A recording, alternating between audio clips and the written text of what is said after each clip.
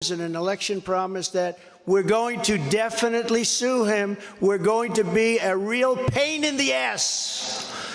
He's going to know my name personally. And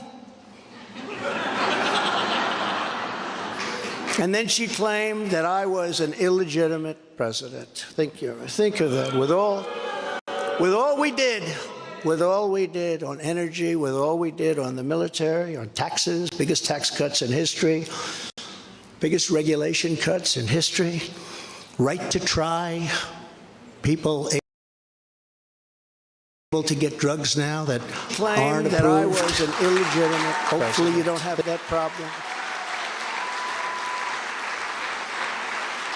Letitia James vowed to use every area of the law to, quote, investigate President Trump and his business transactions.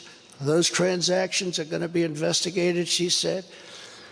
And that of her family and his family, because we're going after his family and we're going after them. Hopefully you don't have that problem. This is all before entering office and all before knowing anything at all. Letitia James vowed to use every area of the law to, quote, this investigate President Trump and his business transactions. So many people and companies are leaving, she said, New York. And that of her family. She said that I falsified my financial statements, but in fact, because we're going after his family, we'll prove that my financial statements were substantially more than we submitted entering office. And in all cases, have a strong disclaimer clause in them, which tells the institutions that may look at that if they want to, not to rely on the statement. But they've got a problem with their case because, number one, I'm very underleveraged. They can't believe it, all the stuff they read and gave, and have very little debt relative to the value of assets. And importantly, not one bank has lost even $1. She was investigating me to save banks. They have very good lawyers. But they didn't lose $1 with us during this period of time. In fact, the banks we're talking about made almost $200 million off Donald Trump, and they liked me very much. We never missed a payment, never got a default notice, had a great relationship with all of them. I don't need banks. We have a lot of cash. I built a great business with my family, built a fantastic business.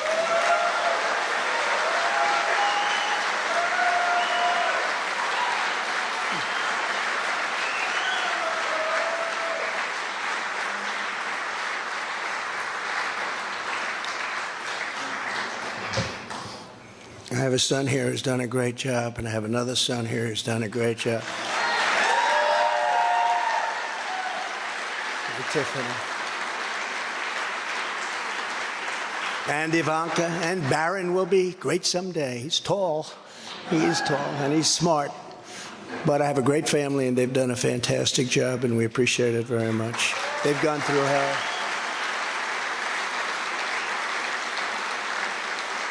So she's suing me over banks that weren't defrauded, when she should be focused on violent crime that's driving people out of the state. This is a persecution, not an investigation. She's put our family through hell. It's cost hundreds of millions of dollars to defend, but our heads are held very, very high. They want to settle the case, but I want no part of that. So here we are now. It's where we were today, in a city that was so great just 4 or 5 years ago. But now we're there. Spent time there today, as you possibly read, with a local failed district attorney charging a former president of the United States for the first time in history, on a basis that every single pundit and legal analyst said, there is no case. There's no case. They kept saying, there's no case.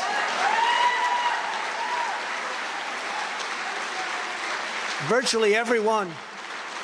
But it's far worse than that, because he knew there was no case. That's why last week he delayed for a month and then immediately took that back and threw this ridiculous indictment together. Came out today, everybody said, this is not really an indictment. There's nothing here. My lawyers came to me and they said, there's nothing here. They're not even saying what you did. The criminal is the district attorney because he illegally leaked massive amounts of grand jury information, for which he should be prosecuted, or at a minimum, he should resign.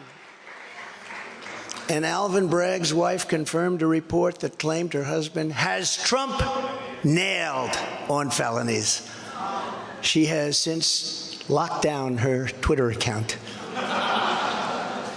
His chief prosecutor, who represented the Democrats and crooked Hillary Clinton in a firm run by Chuck Schumer's brother, Robert, he quit the firm in order to go to work in the DA office in order to get Trump. Can you imagine that? Hillary Clinton's lawyer, Democrat firm. Ultimately, he quit as chief prosecutor because Bragg didn't think he had a case. Think of that same guy that brought this ridiculous thing today.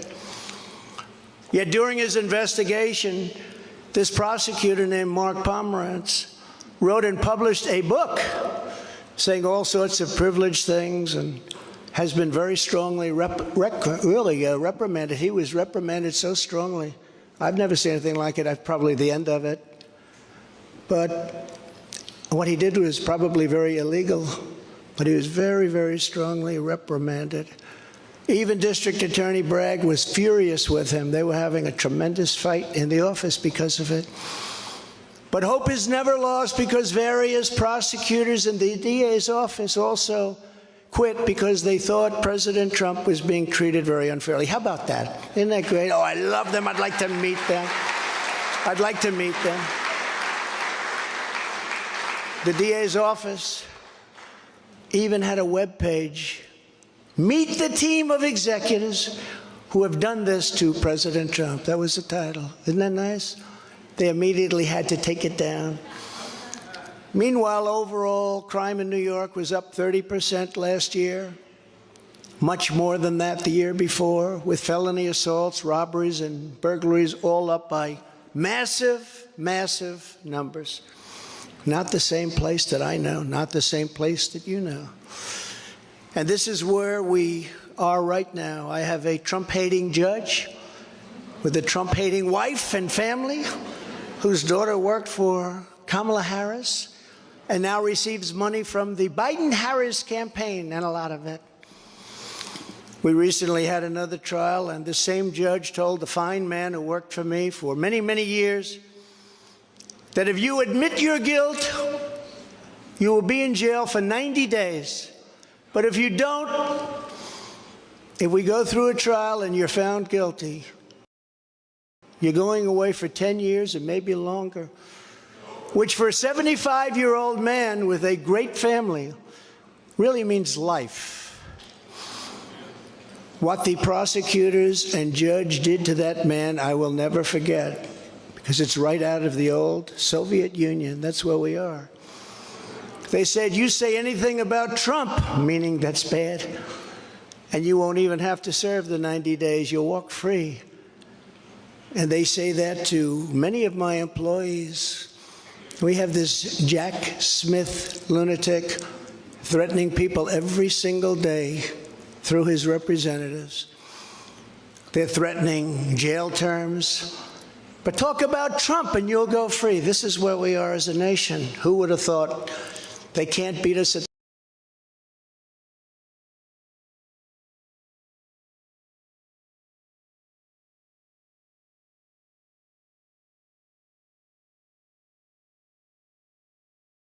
ballot box, so they try and beat us through the law. That's the country in which we live, however, right now. The USA is a mess. Our economy is crashing. Inflation is out of control. Russia has joined with China. Can you believe that? Saudi Arabia has joined with Iran. China, Russia, Iran, and North Korea have formed together as a menacing and destructive coalition. Would have never happened if I were your president. Would never have happened. Nor would Russia attacking Ukraine have happened. All of those lives would be saved. All of those beautiful cities would be standing. Our currency is crashing and will soon no longer be the world standard. which will be our greatest defeat, frankly, in 200 years. There will be no defeat like that. That will take us away from being even a great power. If you took the 5 worst presidents in the history of the United States and added them up, they would not have done near the destruction to our country as Joe Biden and the Biden administration have done.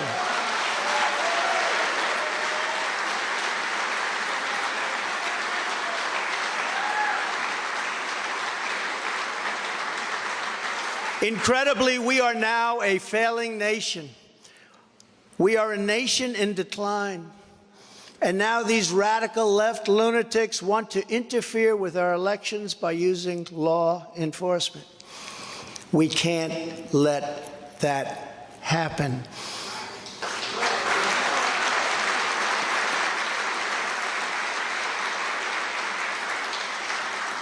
With all of this being said, and with a very dark cloud over our beloved country, I have no doubt, nevertheless, that we will make America great again. Thank you very much. And God bless you, and God bless America. Thank you very much, everybody. Thank you.